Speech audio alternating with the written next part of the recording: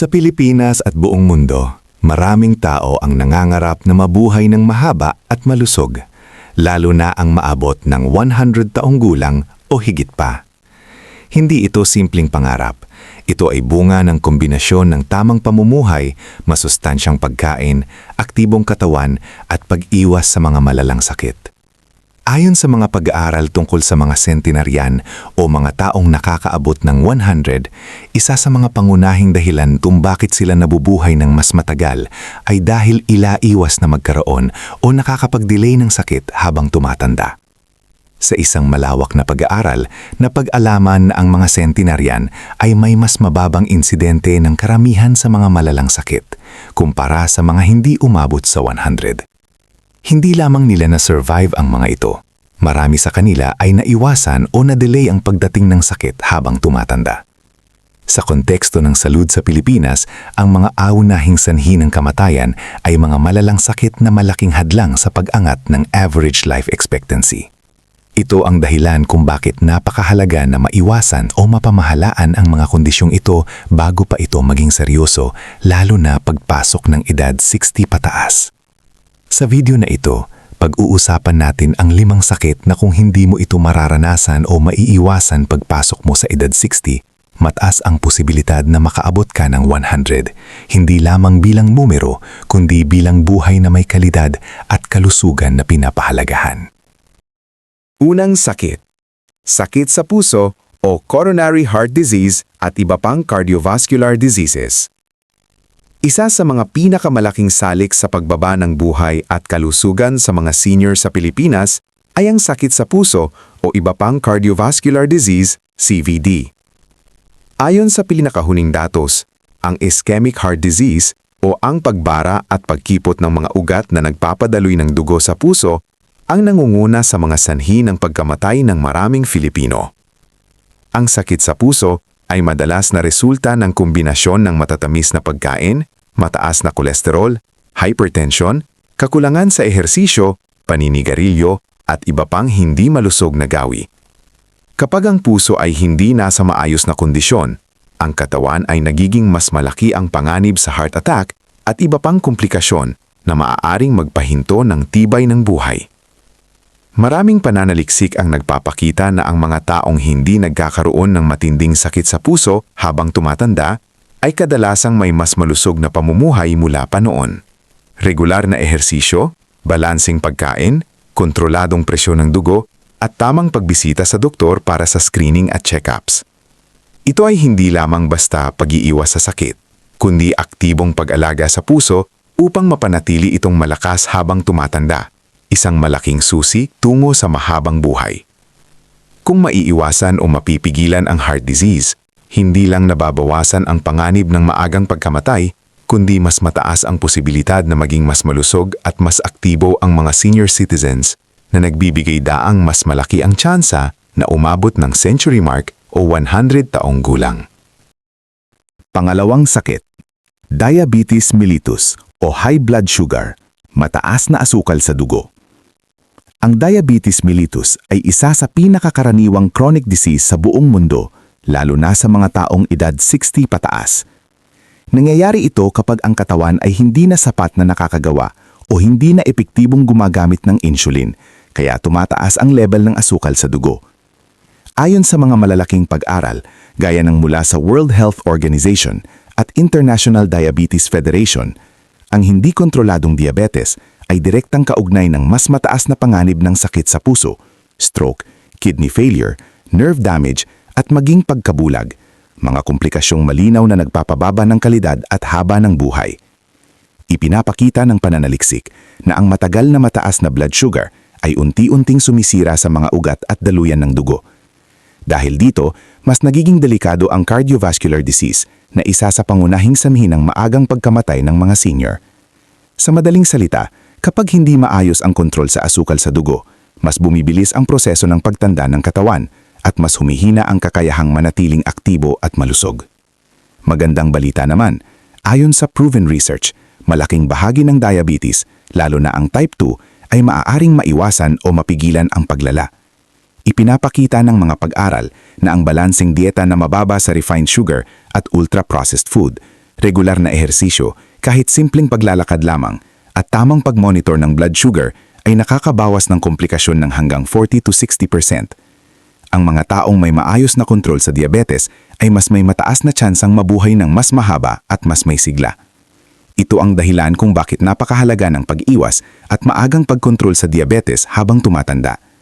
Hindi lamang ito tungkol sa pag-iwas sa sakit, ito ay tungkol sa pagpapanatili ng lakas, kalayaan at mas mahabang buhay na may kalidad. Ang diabetes ay hindi sakit na dapat ipagsawalang bahala, lalo na kung ang hangad mo ay umabot sa mas mahaba at mas masiglang pagtanda. Kung nanonood ka pa rin ng video na ito at nakakatulong sa iyo ang mga impormasyong ito, paki-comment ng numero 2 sa ibaba para malaman kung nandito ka. At kung hindi ka pa nakasubscribe, inirekomenda kong mag-subscribe ka at i-on ang bell notification para hindi mo makaligtaan ang mga susunod na videos. Ang iyong suporta ay tumutulong sa amin na makagawa pa ng magagandang content para sa iyo.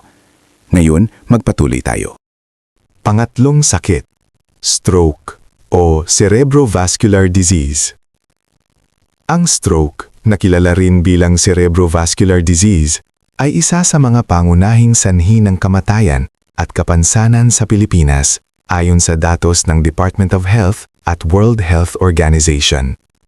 Nangyayari ito kapag ang daloy ng dugo papunta sa utak ay biglang nababara o pumuputok, dahilan upang mawalan ng sapat na oxygen ang mga selula ng utak.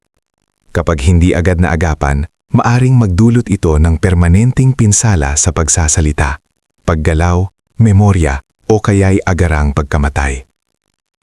Batay sa mga malalaking pag-aaral sa larangan ng longevity at healthy aging, kabilang ang mga pananaliksik sa tinatawag na blue zones at long-term cardiovascular studies, napag-alaman na ang mga taong umaabot ng 90 hanggang 100 taong gulang ay kadalasang hindi nagkaroon ng stroke, lalo na sa mas maagang yugto ng kanilang buhay. Ipinapakita ng siyensya na ang pag-iiwas sa stroke bago umabot sa edad 60 ay isang mahalagang palatandaan ng maayos na kalusugan ng ugat at utak, na direktang konektado sa mas mahabang buhay.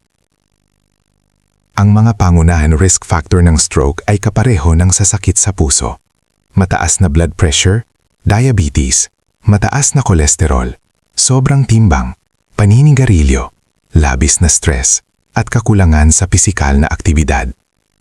Ayon sa mga pag-aaral, ang alta presyon ang pinakamalaking salik. Kung makokontrol ito ng maaga at tuloy-tuloy, maaring bumaba ng malaki ang panganib ng stroke. Ipinapakita rin ng pananaliksik na ang simpleng pagbabago sa pamumuhay ay may napakalaking epekto. Ang pagkain ng mas kaunting alat at processed food, pagdagdag ng gulay, prutas, isda, at whole food sa araw-araw, at regular na paglalakad o banayad na ehersisyo ay napatunayang nagpapabuti sa daloy ng dugo at kalusugan ng utak. Dagdag pa rito, ang sapat na tulog at pamamahala ng stress ay mahalaga rin ayon sa modernong medical research. Sa kabuuan, ang stroke ay isang kritikal na sakit na maaring maging hadlang sa mahabang buhay.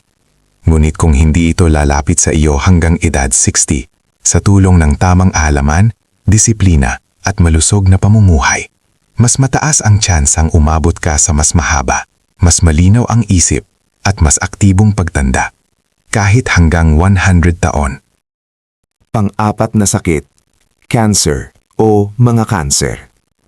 Ang kanser ay itinuturing na isa sa pinakamalalaking banta sa kalusugan ng mga Pilipino at ng buong mundo.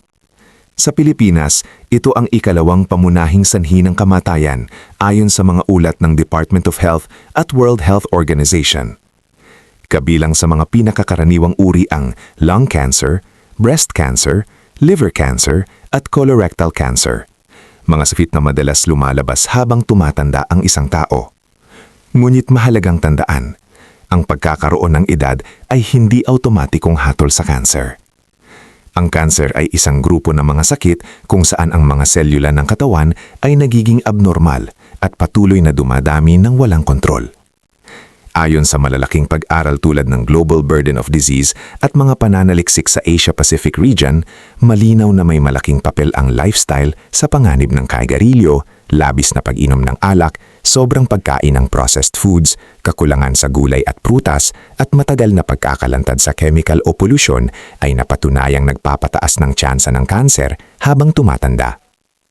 Kapansin-pansin sa mga pag-aral tungkol sa mga centenarian, mga taong umabot ng 100 taon pataas, maraming natuklasan na alinman ay hindi nagkaroon ng kanser o nagkaroon lamang ng mild o late-onset cancers ayon sa research mula sa Japan at Europe, karaniwan sa kanila ang simple at balansing pagkain, hindi paninigarilyo, aktibong pamumuhay at regular na pagmumonitor ng kalusugan. Ang pag-aalaga sa katawan sa pamamagitan ng pagkain ng mas maraming gulay at prutas, pag-iwas sa sigarilyo, paglimita sa alak at regular na cancer screening ay hindi garantiya na hindi ka kailanman magkakaroon ng cancer. Ngunit malinaw sa agham na malaki ang ibinababa nito sa panganib. Ito ay bahagi ng isang matibay at napatunayang estratehiya para sa healthy aging, mas mahabang buhay at mas mataas na tsansang umabot sa 100 na may mas maayos na kalidad ng pamumuhay. Panglimang sakit, karamdaman sa pag-ihi, bato o chronic kidney disease. Bagamat hindi kabilang sa namungunang tatlong sanhi ng kamatayan, ang chronic kidney disease o CKD ay itinuturing ng mga eksperto bilang isa sa pinakamapanganib at pinakakomplikadong sakit habang tumatanda. Ayon sa mga malalaking pag-aaral sa medisina, ang CKD ay tahimik na umuunlad. Madalas walang simptomas sa simula, ngunit kapag lumala, maaari nitong sirain ang buong balanse ng katawan. Lalong tumataas ang panganib kapag may kasabay na diabetes at alta presyon, dalawang kondisyong malinaw na napatunayang pangunahing sanhi ng pagkasira ng bato sa buong mundo. Ang mga bato ay hindi lamang simpleng tagasala ng ihi. Ayon sa pananaliksik, sila ay may mahalagang papel sa pag-alis ng lason, sobrang asin at basura sa dugo, pati na rin sa pagkontrol ng presyon ng dugo, paggawa ng pulang selula ng dugo at pagpapanatili ng lakas ng buto. Kapag humina ang paggana ng bato, unti-unting naaapektuhan ng puso, utak, baga at maging ang immune system. Ito ang dahilan kung bakit ang mga pasyenteng may CKD ay mas mataas ang panganib sa atake sa puso, stroke at maagang paghina ng katawan. Pinatutunayan ng mga long-term studies na ang mga taong nakaiwas sa malubhang sakit sa bato hanggang edad 60 pataas ay mas may kakayahang mapanatili ang lakas, malinaw na pag-iisip at mas mahabang buhay. Hindi rin sila napipilitang dumaan sa dialysis, isang proseso na, bagamat nakakapagliligtas ng buhay, ay mabigat sa katawan, oras at emosyon. Sa huli, ang pangangalaga sa bato ay pangangalaga sa buong katawan. Ang tamang pagkain, kontrol sa asukal at presyon ng dugo, sapat na tubig at regular na check-up ay napatunayang mabisang hakbang upang maiwasan ang CKD. Kapag malusog ang bato, mas malaki ang tsansa ng isang tao na tumanda ng may lakas, dignidad at kalidad ng buhay. Pangwakas na kaisipan. Ang pag-abot sa edad na 100 ay hindi basta bunga ng swerte. Ito ay malinaw na resulta ng pangmatagalang pag-aalaga sa katawan at tamang pamumuhay ayon sa maraming proven research sa mga centenarian sa buong mundo. Ipinapakita ng mga pag-aaral na karamihan sa mga taong umaabot ng 100 ay hindi agad nagkakaroon ng malalang sakit. Sa halip, naiiwasan o nahuhuli ang paglitaw ng sakit sa puso, cancer, stroke, diabetes at chronic kidney disease. Ito ang tinatawag ng mga eksperto na delayed disease model of aging. Sa konteksto ng Pilipinas, mahalagang bigyang diin ang papel ng pagkain ng masustansyang lokal na pagkain, regular na paggalaw, sapat na tulog at maagang medical check-ups. Ayon sa pananaliksik, ang preventive health at regular screening ay kayang magpababa ng panganib ng malulubhang karamdaman hanggang 40 to 60%. Hindi lamang nito pinahahaba ang buhay, pinapabuti rin nito ang kalidad ng pagtanda. Kung ikaw ay lampas 60 at wala pa ang mga kondisyong ito, isa itong malaking biyaya at malinaw na senyales ng mataas na tsansa sa mahabang buhay. Ngunit tandaan, ang longevity ay hindi aksidente. Ito ay bunga ng kaalaman, disiplina at araw-araw na pag-aalaga sa sarili. Isang desisyong paunit-ulit nating pinipili para sa mas malusog, mas aktibo at mas makabuluhang pagtanda. Kung nagustuhan mo ang video na ito at nakatulong ito sa iyo, mangyaring i-like, mag-subscribe at i-share. Ang inyong suporta ay tumutulong sa amin na patuloy na gumawa ng magagandang content upang kayo ay mabigyan ng kaalaman at inspirasyon. Salamat sa panonood at inaasahan naming makita kayo sa susunod na video.